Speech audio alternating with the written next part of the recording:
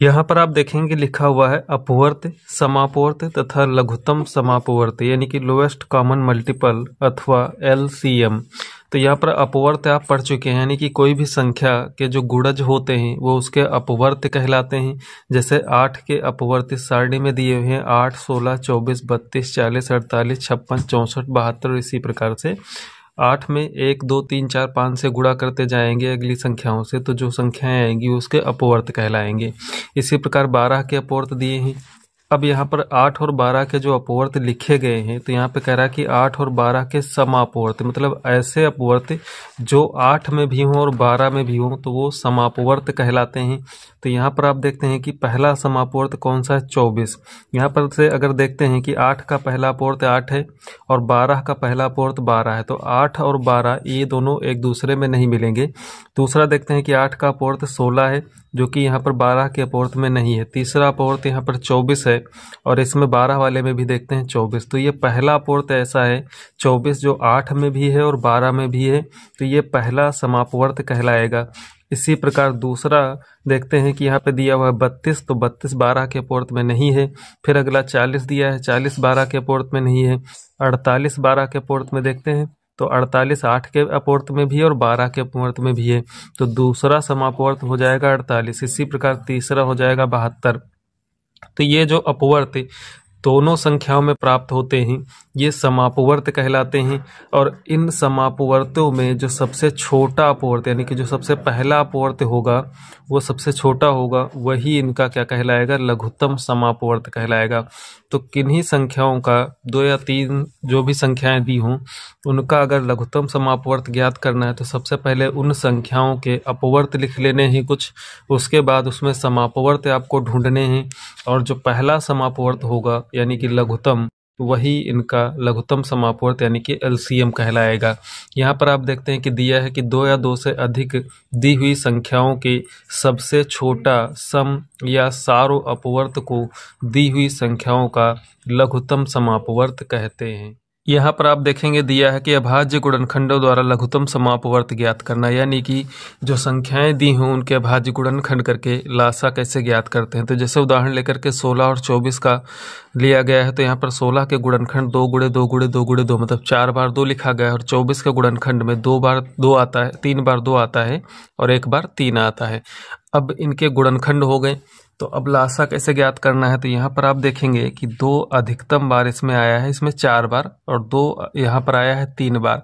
तो जिस संख्या के गुणनखंड में कोई गुणनखंड अधिक बार आया होगा उसको लिखेंगे। यहाँ पर देखिए 2 4 बार आया, यहाँ पर 2 3 बार, तो 3 बार वाला 2 ना लिख करके यहाँ पर क्या लिया जाएगा, 4 बार वाला 2 लिखा जाएगा। और यहाँ पर आप देखते हैं 3 एक बार है, यहाँ 1 बार भी नहीं है, तो 1 बार 3, फिर उसके बाद इनकी गुणा करा देनी है, तो गुणनफल आ गया 48। इस प्रकार अगर 3 संख्याएं दी हैं तो यहाँ पर 36, 40 और 84, तो यहाँ पर 36 के गुणनखंड किए गए, यहाँ पर 40 के गुणनखंड और 84 के गुणनखंड। अब सबसे छोटा यहाँ पर जो अपवर्त है वो 2 है, फिर 3 है और 5 है और 7 है। तो सबसे पहले 2 को देखते हैं। यहाँ पर 2 36 के गुणनखंडों में 2 बार है, यहाँ पर 40 के गुणनखंडों में 3 बार है और 84 के गुणनखंडों में 2 बार है। तो यहाँ पर हमको 2 बार वाले 2 नहीं लेने हैं, कौन से, 3 बार वाला 2 लेना है। तो 3 बार यहाँ से 2 लिख लिया गया। उसके बाद 3 को देखते हैं, तो यहाँ पर 84 के गुणनखंड में 1 बार है, 40 के गुणनखंड में है ही नहीं, और 36 के गुणनखंड में 2 बार है। तो यहाँ पर अधिकतम बार वाला लेना है, यानी कि 2 बार 3 लिखना है यहाँ पर। उसके बाद 1 बार 5 है, अन्य किसी में नहीं है, तो 1 बार 5 लिख लेंगे, और 1 बार 7 यहाँ 84 के गुणनखंड में है, अन्य किसी में नहीं है, तो 1 बार 7 लिख लेंगे। इन सब की गुणा करा देनी है, तो 2520 इनका LCM आ जाएगा। अब यहाँ पे कुछ पॉइंट्स दिए हैं उनको समझ लेते हैं। यहाँ पे दिया है कि सर्वप्रथम संख्याओं के अभाज्य गुणनखंड ज्ञात कीजिए। सबसे पहले तो आपको गुणनखंड कर लेने हैं और उनके गुणनखंड इस प्रकार से लिख देने हैं। इसके बाद क्या है कि सभी संख्याओं के अभाज्य गुणनखंडों को देखकर सबसे छोटा गुणनखंड चुनिए। जैसे यहाँ पर देखते हैं कि 2, 3, 5 और 7 हैं, तो 2, 3, 5 और 7 में सबसे छोटा क्या है, 2। उसके बाद वह जिस किसी संख्या में सबसे अधिक बार आया हो, यहाँ पर सबसे अधिक बार आया हो तो उसे उतनी बार ही उतार लीजिए। किसी में भी सबसे अधिक बार आया हो उतनी बार उसको उतार लेना है। इसके बाद उससे बड़े अभाज्य गुणनखंड को चुनिए, वह भी जिस किसी संख्या में सबसे अधिक बार आया हो उसे भी उतनी ही बार उतार लीजिए। इसी क्रम में सभी गुणनखंडों को उतार कर सभी का गुणा कर लासा ज्ञात कर लीजिए। यहाँ पर दिया हुआ है कि किस प्रकार से भाग विधि से लघुत्तम समापवर्त ज्ञात करने। अभी आपने गुणनखंड विधि सीखी, तो यहाँ पर कुछ संख्याएं दी हैं जैसे 56, 70 और 84, इनका लघुत्तम समापवर्त ज्ञात करना है। तो भाग विधि में इस प्रकार से जैसे हम गुणनखंड करते हैं तो वहाँ पर सिंगल संख्या रखी जाती है, और यहाँ पर एक संख्या से अधिक संख्याएं अगर आप रख लेते हैं 2 या 3 या उससे भी ज़्यादा, तो जब आप जैसे गुणनखंड करने के लिए भाग करते हैं उसी प्रकार से यहाँ पर करना है, तो ये इनका लासा ज्ञात हो जाएगा। तो यहाँ पर 56, 70 और 84 तीन संख्या हैं, तीनों को कॉमा लगा लगा करके लिख लिया गया है। उसके बाद जिस प्रकार हम गुणनखंड ज्ञात करते हैं तो सबसे पहले हमने यहाँ पर 2 से भाग किया, क्योंकि 2 से भाग होने वाली संख्या यहाँ पर दी हुई है। तो जब 2 से भाग करेंगे तो 56 को 2 से भाग करने पर 28 आएगा, 70 को 2 से भाग करने पर 35 आएगा, 84 को 2 से भाग करने पर 42 आ जाएगा। उसके बाद पुनः 2 से भाग करेंगे, क्योंकि अभी 28 और 42 2 से विभाजित हो जाएंगे, तो 2 से भाग करेंगे 28 को 14 आ जाएगा, और उसके बाद 35 विभाजित नहीं होगा। यहाँ पर जो संख्या न कटे उसको वैसे ही लिख लेना है। 42 को 2 से भाग करने पर 21 आ जाएगा। इसके बाद इन्होंने क्या किया, 7 से भाग कर दिया सीधे। तो 7 से भाग करने पर 7 दूनी 14, 7 पचे 35, 7 त्रिक 21, और यहाँ पर 2, 5 और 3 अभी शेष है, यानी कि 2 से एक बार भाग करना होगा, फिर एक बार 3 से, एक बार 5 से। तो आपको यहाँ पर क्या करना है कि 2 से तब तक भाग करना है जब तक कोई भी संख्या, जैसे 3 संख्याएं दी हैं, तीनों में से अगर कोई भी एक संख्या 2 से कटने वाली है तब तक आपको 2 से भाग करना है, उसके बाद 3 से, उसके बाद 5 से, उसके बाद 7 से, यानी कि इसी क्रम से अभाज्य संख्याओं से भाग करना है। तो यहाँ पर जो लासा आ जाएगा वो इन संख्याओं के गुणनफल के बराबर होगा। तो इस प्रकार 840 इन संख्याओं का लासा होगा। अब यहाँ पर दिया है, कुछ ध्यान दीजिए कि भाग विधि से लासा ज्ञात करने के लिए सर्वप्रथम कम से कम 2 संख्याओं में उभयनिष्ठ सबसे छोटी अभाज्य संख्या से सभी संख्याओं में भाग देते हुए भागफल उन संख्याओं के ठीक नीचे उतार लेते हैं। जैसे यहाँ पर जो संख्याएं दी तो यहाँ पर भागफल लिखे हुए हैं। उसके बाद जिस संख्या में भाग नहीं जाता है, जैसे यहाँ पर 2 से भाग करने पर 35 में भाग नहीं जाता है, तो उसके नीचे यथावत ज्यों का त्यों उतार लेते हैं, उस संख्या को ज्यों का त्यों उतार लेते हैं। इस क्रिया को तब तक करते जाते हैं जब तक सभी संख्याओं के नीचे सहभाज्य संख्याएं न आ जाएं। इस प्रकार प्राप्त सभी भाजक संख्याओं का अंतिम पंक्ति की सहभाज्य संख्याओं का परस्पर गुणा करके अभीष्ट लासा प्राप्त कर लेते हैं। यहाँ पर आप देखेंगे कि दिया हुआ है कि 2 या 2 से अधिक संख्याओं का जो लासा होगा उनमें से किसी से भी छोटा नहीं हो सकता। यानी कि कोई संख्या अगर दी, उनका हम एलसीएम ज्ञात कर रहे हैं, तो उनका एलसीएम वो जो संख्याएं हैं उनमें से किसी भी संख्या से छोटा नहीं हो सकता है, वह उनमें से सबसे बड़ी संख्या के बराबर हो सकता है। यानी कि जो सबसे बड़ी संख्या होगी उसके या तो बराबर हो सकता है या उनसे भी बड़ा होगा, लेकिन छोटा नहीं हो सकता है। किन्हीं सहभाज्य संख्याओं अथवा अभाज्य संख्याओं का लासा उन संख्याओं के गुणनफल के बराबर होता है।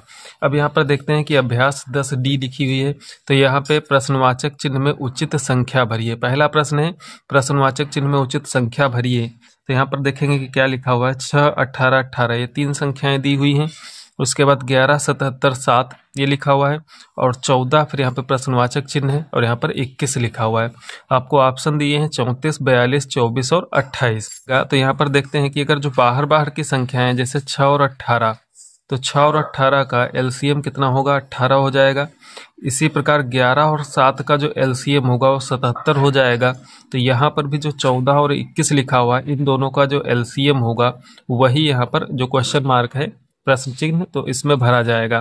तो अब यहाँ पर 14 और 21 का जब हम लासा ज्ञात करते हैं तो यहीं पे निकाल लेते हैं। यहाँ पे लिखेंगे 14 और कॉमा लगा करके 21 लिख लेंगे। तो यहाँ पर भाग करेंगे पहले 2 से भाग करेंगे तो 2 सती 14 और 21 नहीं विभाजित होगा। इसके बाद 3 से भाग करेंगे तो 7 नहीं विभाजित होगा, ऐसे लिख लेंगे 3 सत्ते 21।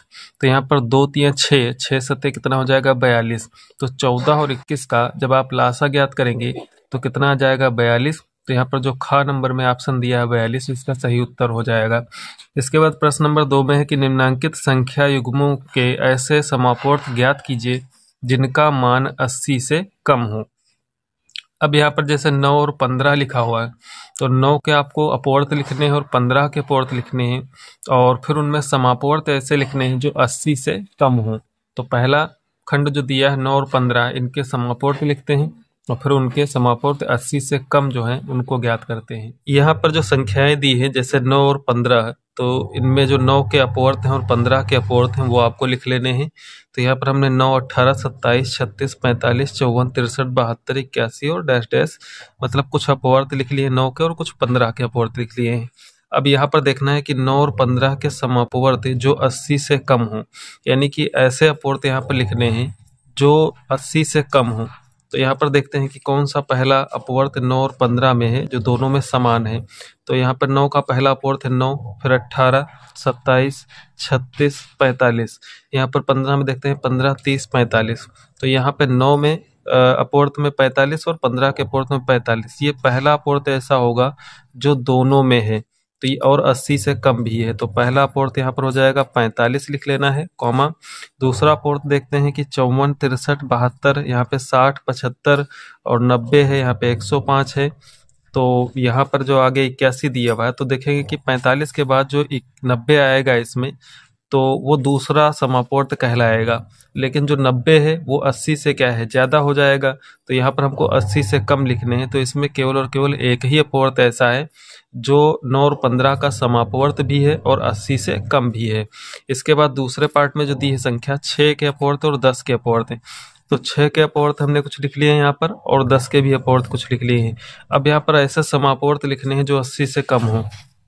तो 6 और 10 में एक समापवर्त देखते हैं जो 80 से कम हो, कौन सा होगा पहला। तो यहाँ पर 6 है, 12 है, 18 है और 24 है, उसके बाद 30। तो यहाँ पर देखेंगे कि 30 पहला समापवर्त मिल जाएगा जो 6 और 10 दोनों में है। इसके बाद 30 के बाद दूसरा आएगा 60। जब पहला अपवर्त आपको समापवर्त मिल जाए तो उसी में फिर 2 से गुणा करके, 3 से गुणा करके आप अगले समापवर्त ज्ञात कर सकते हैं। जैसे पहला 30 है तो 30 दूना 60 दूसरा होगा, इसी का 30 या 90 तीसरा होगा। जैसे यहाँ पर पहला 45 था तो 45 दूना 90 दूसरा होगा। तो यहाँ पर 30 के बाद कौन आएगा, 60 आएगा। यहाँ पर भी 10 में आपको 60 मिल जाएगा। इसके बाद 30 दूना 60, 30 या 90 करेंगे जो कि 80 से ज़्यादा हो जाएगा। तो यहाँ पर केवल 2 अपवर्त ऐसे हैं, पहला 30 और दूसरा 60, जो समापवर्त भी है 6 और 10 के और 80 से कम भी हैं। इसी प्रकार यहाँ पर जो गा पार्ट में दिया है 8 और 9 के अपवर्त यहाँ पे हमने लिख लिए हैं। उसके बाद 8 और 9 के समापवर्त जो 80 से कम हों। तो पहला समापवर्त देखते हैं, जैसे 8 में 8, 16, 24 और 32 है, उसके बाद 40 है। तो 9 के समापवर्तों में कौन सा समापवर्त ऐसा है जो दोनों में प्राप्त होता है। तो यहाँ पर आप देखेंगे कि 8, 16, 24, 32, 40, 48 और 56, 64, 72 और यहाँ पर 9 के अपवर्त में भी क्या मिल जाएगा आपको, 72। तो यहाँ पर जो पहला समापवर्त होगा वो कौन सा हो जाएगा, 72 होगा, जो 8 और 9 दोनों में मिलता है। इसके बाद 72 के बाद दूसरा आएगा 144 जो कि 80 से ज़्यादा होगा। तो यहाँ पर केवल और केवल एक ऐसा अपवर्त 72 है जो समापवर्त है 8 और 9 का और 80 से कम भी है। इसके घा पार्ट में दिया हुआ 7 और 11। तो 7 के अपवर्त यहाँ पर लिख लिए गए हैं और 11 के अपवर्त लिख लिए गए हैं। और 7 और 11 के समापवर्त ऐसे लिखने जो 80 से कम हो। तो पहला समापवर्त हम देखते हैं, तो 7 और 11 चूंकि अभाज्य संख्या दोनों की गुणा 11 से 77, पहला होगा समापवर्त यहाँ पर 77। और 77 के बाद जो दूसरा समापवर्त आएगा वो क्या होगा, 80 से ज़्यादा हो जाएगा। तो यहाँ पर केवल और केवल एक ही 77 ऐसा समापवर्त होगा जो 7 और 11 दोनों का समापवर्त है और 80 से कम भी है। क्वेश्चन नंबर 3 है कि 60 तक की उन संख्याओं को ज्ञात कीजिए जो 4 और 6 दोनों से पूर्णतया विभाज्य हैं। तो यहाँ पर आपको क्या करना है कि 4 के अपवर्त लिखने हैं और 6 के अपवर्त लिखने हैं जो कि 60 तक के हों, और उन दोनों में जो समापवर्त होंगे उन संख्याओं को यहाँ पर लिखना है। तो यहाँ पर देखेंगे कि 4 के अपवर्त लिखे गए हैं, 4, 8, 12, 16, 20, 24, 28 और ये 60 तक के लिख लिए गए हैं। यहाँ पर 6 के अपवर्त भी 6, 12, 18, 24, 30, 36, 42, 48, 54 और 60। चूँकि प्रश्न ने कहा है कि 60 तक के अपवर्त तक आपको वो लिखने हैं जो 4 और 6 दोनों से पूर्णतः विभाज्य हों। अब यहाँ पर क्या करना है कि ये हो गए 4 के अपवर्त और ये हो गए आप 6 के अपवर्त। तो यहाँ पर 4 और 6 के जो समापवर्त हैं उनको लिख लेना है। तो देखेंगे पहली संख्या कौन सी है। पहली संख्या 12 ऐसी है जो 4 और 6 दोनों में प्राप्त होती है। तो पहला समापवर्त हो जाएगा 12। उसके बाद 12 का ही टेबल आपको पढ़ना है। 12 दूना 24, 12 तियां 36, 12 चौक 48 और 12 पंचे 60। तो यहाँ पर 12, 24, 36 और 48 और 60 ऐसी संख्याएं होंगी जो 4 और 6 दोनों में के अपवर्त होंगे, यानी कि 4 और 6 के समापवर्त कहलाएंगे। क्वेश्चन नंबर 4 है कि निम्नांकित संख्याओं का लासा ज्ञात कीजिए। यहाँ पर पहले खंड में जो संख्या दी है 5, 10, 15, तो इस प्रकार इन संख्याओं का लासा ज्ञात करना है। तो लासा ज्ञात करने के लिए क्या है कि सबसे पहले इन संख्याओं को कॉमा लगा करके लिख लिया जाता है। संख्याएं चाहे 2 हो या 3 हो या 3 से अधिक संख्याएं हो, सबको कॉमा लगा लगा करके लिख लेना है। उसके बाद इस प्रकार से लाइनें खींच करके सबसे पहले यदि संख्या 2 से विभाजित होने वाली कोई भी संख्या है तो उसको 2 से विभाजित करेंगे, उसके बाद 3 से, 5 से, उसके बाद 7 से, इसी क्रम से इन संख्याओं को विभाजित करना है। और यहाँ पर जो संख्या विभाजित ना हो उसको वैसे ही उतार लेना है। तो यहाँ पर सबसे पहले हम 2 से भाग करते हैं। चूंकि देखते हैं 5, 10, 15 में ना तो 5 2 से विभाजित होगी ना 15, लेकिन 10 हो जाएगी। तो 10 को भाग कर लेना है, तो 2 से भाग करने पर 5 को ऐसे ही उतार लेना है।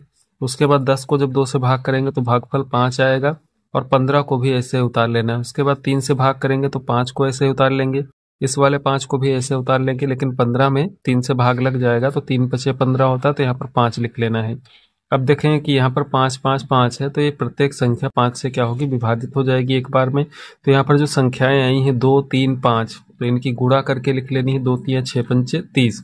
तो इस प्रकार 5, 10, 15 का जो लासा होगा वो 30 हो जाएगा। खंड खा में इसके संख्याएं दी हैं 16, 44, 64, तो इनको भी उसी प्रकार से लिखना है। चूंकि यहाँ पर प्रत्येक संख्या का जो इकाई का अंक है वो सम है, इसलिए 2 से विभाजित होंगी। तो पहले 2 से विभाजित करेंगे तो 2 अट्ठे 16 होता है, यहाँ पर भागफल लिखना होता है। 44 को 2 से भाग करेंगे तो 22 आ जाएगा। 64 को 2 से भाग करेंगे 32 आ जाएगा। एक बार 2 से और भाग करेंगे तो 2 चक्कू 8 होता है। 2 11 बार में 22 कट जाएगा, और 2 16 दूनी 32 होता है।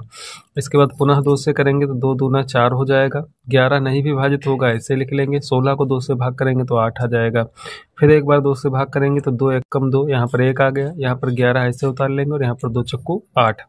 फिर एक बार 2 से भाग करेंगे तो 1 और 11 ऐसे रहेगा। यहाँ पर 4 को 2 से भाग करेंगे 2 आएगा, और लास्ट में एक बार और 2 से भाग करेंगे तो यहाँ पर बचता है केवल 11। इसके बाद यहाँ पर 11 से भाग कर देंगे तो प्रत्येक संख्या के साथ में यहाँ पर क्या आ जाएगा, 1 1। अब इन संख्याओं का गुणा कर लेना है आपस में। तो यहाँ पर 1 2 3 4 5 6 बार 2 आया है, और एक बार 11 है, तो गुणा करने पर आ जाता है 704। तो इस प्रकार 16, 44 और 64 है, इनका जो हम एलसीएम ज्ञात करते हैं तो एलसीएम इनका आता है 704। यहाँ पर इसके खंड ग में जो संख्याएं दी हैं 10, 65 और 91, तो इनका एलसीएम जब ज्ञात करते हैं तो उसी प्रकार से संख्याओं को पहले लिख लेना है। 10, 65 और 91। उसके बाद 2 से भाग किया तो 2 पंचे 10 हो गया। 65 और 91 नहीं विभाजित हुई हैं तो इनको ऐसे उतार लिया है। इसके बाद 2 से विभाजित होने वाली कोई संख्या नहीं बची है, तो यहाँ पर देखते हैं कि क्या 3 से कोई विभाजित होगी कि नहीं। तो अंकों का योग अगर 3 से विभाजित है तो संख्या 3 से विभाजित हो जाएगी। 6, 5, 11 और 9, 1, 10। तो यहाँ पर कोई भी संख्या 3 से विभाजित नहीं होगी, तो हम 5 से इसको करेंगे तो 5 एकम 5 हो जाएगा। और 13 पचे 65 होता है, तो 65 को 5 से भाग करने पर भागफल 13 आएगा। 91 नहीं विभाजित होगी तो ऐसे लिख लेंगे। उसके बाद 7 से भाग कर लेंगे तो ये 1 और ये 13 ऐसे लिख लेंगे। 13 सती 91 होता है, और लास्ट में इसको 13 से भाग करेंगे तो यहाँ पर जो संख्या है 2 गुणे 5 गुणे 7 गुणे 13, इनकी जब गुणा करते हैं तो यहाँ पर 2 पंचे 10 और 13 सती 91। 91 गुणे 10 करेंगे तो 910 हो जाएगा। तो इस प्रकार 10, 65 और 91 का जो लासा होगा वो 910 हो जाएगा। यहाँ पर संख्याएं हैं 22, 121 और 418, तो इन संख्याओं को भी वैसे ही लिखना है। इसके बाद 2 से भाग करेंगे तो यहाँ पर 11 होगा, यहाँ पर 121, यहाँ पर 209। यहाँ पर 11 से फिर भाग करेंगे तो 11 एकम 11, 11 11 की गुणा 121 होती है, और 11 से जब 209 को भाग करेंगे तो 19 आ जाएगा। एक बार और 11 से भाग करना है तो यहाँ पर केवल 19 बचता है। 19 से भाग कर देंगे तो प्रत्येक संख्या के नीचे यहाँ पर 1 1 आ जाएगा। इसके बाद जो संख्याएं हैं 2, 11, 11, 19, इनकी गुणा करा लेनी है। तो गुणा आ जाती है 4598, यानी कि 22, 121 और 418। इनका जो लासा होगा वो 4598। यहाँ पर इसके लास्ट पार्ट में संख्याएं 4 दी हुई हैं, एक 14, 28, 35 और 56। तो यहाँ पर चारों संख्याओं को उसी प्रकार से लिखेंगे। पहले इनको 2 से भाग करेंगे, जितनी बार में 2 से कटेंगे 2 से भाग करेंगे, उसके बाद 5 से और लास्ट में 7 से भाग कर लेंगे। यहाँ पर संख्याएं आती हैं, 3 बार आता है 2, एक बार 5 और एक बार 7। यहाँ पर गुणा कराते हैं तो आ जाता है 280। इसका मतलब 14, 28, 35 और 56 का जो लासा होगा वो 280 आएगा। क्वेश्चन नंबर 5 दिया है, वह छोटी से छोटी संख्या बताइए जो 20, 25 और 40 से पूर्णतः विभाज्य हो। यानी कि यहाँ पर आपको 20, 25 और 40 का एलसीएम ज्ञात करना है। संकेत में भी दिया है कि अभीष्ट संख्या दी गई संख्याओं की लासा होगी। यानी कि कोई संख्या 2 या 3 संख्याओं से या उससे भी अधिक संख्याओं से पूर्णतः विभक्त तभी होगी जब वह उन संख्याओं का लासा होगी। तो यहाँ पर 20, 25 और 40 का लासा ज्ञात करना है। तो यहाँ पर जो संख्याएं दी हुई हैं 20, 25 और 40, इनको लिख लेना है और इनका एलसीएम ज्ञात करना है। तो सबसे पहले 2 से भाग करेंगे, 20 को भाग करेंगे 10 आ जाएगा, 25 नहीं विभाजित होगा। 40 को 2 से भाग करेंगे 20 हो जाएगा, पुनः एक बार 2 से भाग करेंगे, 2 पंचे 10 होता है, 25 ऐसे ही लिख लेंगे, 2 दशाओं 20 होता है। फिर उसके बाद 2 से भाग करेंगे तो ये 5 ऐसे लिखना है, 25 भी ऐसे लिखना है और 2 पंचे 10। अब यहाँ पर कोई संख्या ऐसी नहीं जो 2 से विभाजित होगी, तो यहाँ पर इसको 5 से भाग करेंगे, 5 एकम 5, 5 25, 5 एकम 5 और लास्ट में एक बार और 5 से भाग कर देंगे तो संख्याएं आ जाती हैं 2, 2, 2, 3 बार 2 आता है और 2 बार 5। तो 2 दूना 4 दूनी 8, 8 पंजे 40, 40 पंजे कितना होता है 200। तो इस प्रकार यहाँ पर 20, 25, 40 का जो लासा आया है 200। तो इन संख्याओं से 200 एक ऐसी संख्या है जो 20, 25 और 40 से पूर्णतः विभक्त होगी। क्वेश्चन नंबर 6 है कि वह छोटी से छोटी संख्या बताइए जिसमें यदि 3 जोड़ दें तो योगफल 36, 45 और 50 से अलग अलग पूरा विभाजित हो जाए। तो यहाँ पर आपको क्या करना है कि जो संख्याएं दी हैं 36, 45 और 50, तो इनका यदि हम एलसीएम ज्ञात कर लेते हैं तो वह एक ऐसी संख्या आएगी जो 36, 45 और 50 से पूर्णतः विभक्त होगी। लेकिन यहाँ पे प्रश्न कह रहा है कि 3 जोड़ने पर इनसे पूर्णतः विभाजित हो। तो यहाँ पर आपको करना है कि पहले इनका एलसीएम ज्ञात करना है। एलसीएम जितना आएगा इन 3 संख्याओं का उसमें से 3 आपको घटा देना है। तो 3 घटाने पर जो संख्या प्राप्त होगी उसमें यदि मान लीजिए हम 3 जोड़ते हैं तो पुनः से इनका एलसीएम जो था वो ज्ञात हो जाएगा, तब वह संख्या इनसे पूर्णतः विभाजित हो जाएगी। तो यहाँ पर देखते हैं अब 36, 45 और 50 को लिख लिया गया है।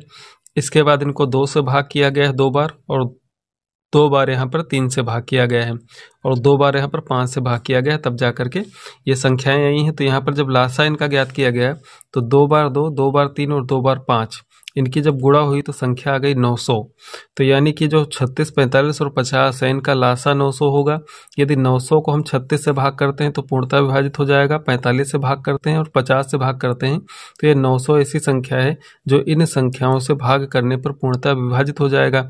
लेकिन प्रश्न कहता है कि ऐसी संख्या ज्ञात करनी है कि जिसमें यदि हम 3 जोड़ें उसके बाद वह संख्या इन संख्याओं से पूर्णतः विभक्त हो। तो यही 3 जो जोड़ना है, यहाँ पर क्या कर देना है आपको माइनस। तो अतः अभीष्ट संख्या 900 से 3 घटा दीजिए तो 897। अब 897 एक ऐसी संख्या है जिसमें यदि हम 3 जोड़ देते हैं तो वह संख्या 36, 45 और 50 से पूर्णतः विभाजित हो जाएगी। क्वेश्चन नंबर 7 है कि वह छोटी से छोटी संख्या बताइए जिसमें 75, 80 और 135 से भाग देने पर प्रत्येक दशा में 3 शेष बचे। तो यहाँ पर जैसे 75, 80 और 135 का जो हम एलसीएम ज्ञात करेंगे तो वह तो इन संख्याओं से पूर्णतः विभाजित होगा, लेकिन यहाँ पर प्रत्येक दशा में 3 शेष बचाना है। तो यहाँ पर सबसे पहले इनका एलसीएम ज्ञात करना है और एलसीएम ज्ञात करने के बाद जो भी संख्या आएगी उसमें आपको 3 जो शेष बचाना है ये जोड़ देना है। तो जैसे कि यहाँ पर जब इनका हम एलसीएम ज्ञात करते हैं तो एलसीएम आ जाता है इनका 10,800 और 10,800 तो एक ऐसी संख्या है जो 75, 80, 135 से पूर्णतः विभाजित होगी, यानी कि शेषफल 0 आएगा। लेकिन इसमें चूंकि 3 शेष बचना है तो इस 10,800 में 3 को जोड़ देना है तो 10,803 हो जाएगा। अब 10,803 एक ऐसी संख्या है यदि हम 75 से भाग करते हैं तब 3 शेष बचेगा, 80 से भाग करेंगे तब भी 3 शेष बचेगा और 135 से भाग करेंगे तब भी इसमें 3 शेष बचेगा। तो यही आपको इस प्रकार के प्रश्नों में करना है कि यदि प्रश्न कहता है कि कोई संख्या जोड़ने पर शेष बचे तो यहाँ पर पहले एलसीएम ज्ञात कर लेना है और एलसीएम ज्ञात करने के बाद जो संख्या शेष बच रही है उसको यहाँ पर ऐड कर देना है। क्वेश्चन नंबर 8 है कि वह छोटी से छोटी संख्या ज्ञात कीजिए जिससे 7 घटाने पर शेष बची संख्या 20, 28, 35 और 105 से पूर्णतः विभक्त हो। तो यहाँ पर आपको क्या करना है कि जैसे जो संख्या दी है 20, 28, 35 और 105, इनका यदि हम एलसीएम ज्ञात करते हैं तो जो भी एलसीएम आएगा वो इन संख्याओं से पूर्णतः विभाजित हो जाएगा। लेकिन यहाँ पर प्रश्न कह रहा है कि उस संख्या से 7 घटाने पर पूर्णतः विभाजित हो। इसका मतलब जो एलसीएम आएगा उसमें आपको 7 जोड़ देना है। तो यहाँ पर देखते हैं कि 20, 28 और 35, 105 का जो एलसीएम आएगा वो कितना आएगा। तो यहाँ पर चारों संख्याएं लिख ली गई हैं। इसके बाद इसको 2 से विभाजित किया गया, सबको जो संख्या 2 से विभाजित हो गई उसको विभाजित किया गया, बाकी जो नहीं हुई उसको उतार लिया गया। इसके बाद पुनः 2 से करेंगे। इसके बाद यहाँ पर हमने 3 से भाग करना था लेकिन 5 से कर लिया, तो कोई बात नहीं, यहाँ पर आप पहले 5 से भाग कर लें, उसके बाद 7 से, और लास्ट में 3 बचता है तो 3 से भाग कर देंगे। इनका जो संख्याएं लिखनी है तो 2 गुणे 2 गुणे 3, 5 गुणे 7, तो इनकी जब गुणा हो जाएगी तो आ जाएगा 420। यानी कि 420 एक ऐसी संख्या है जो कि 20, 28, 35 और 105 से पूर्णतः विभाजित होगी। लेकिन यहाँ पर पहले संख्या 7 घटाना है तब वो पूर्णतः विभाजित हो। तो इसमें जो 7 घटाना है उसमें क्या करना है कि आपको जोड़ देना है। तो यहाँ पर अभीष्ट संख्या 420 प्लस 7, 427। अब यहाँ पर जो 427 एक ऐसी संख्या है, इसमें से यदि आप 7 घटाएंगे तो कितना बचेगा, 420 बचेगा, और 420 इन संख्याओं का क्या है, लासा है, तो इन संख्याओं से पूर्णतः विभाजित हो जाएगा। क्वेश्चन नंबर 9 है कि वह छोटी से छोटी संख्या ज्ञात कीजिए जिसे 35, 45 तथा 55 से भाग देने पर क्रमशः 17, 27 और 37 शेष बचे।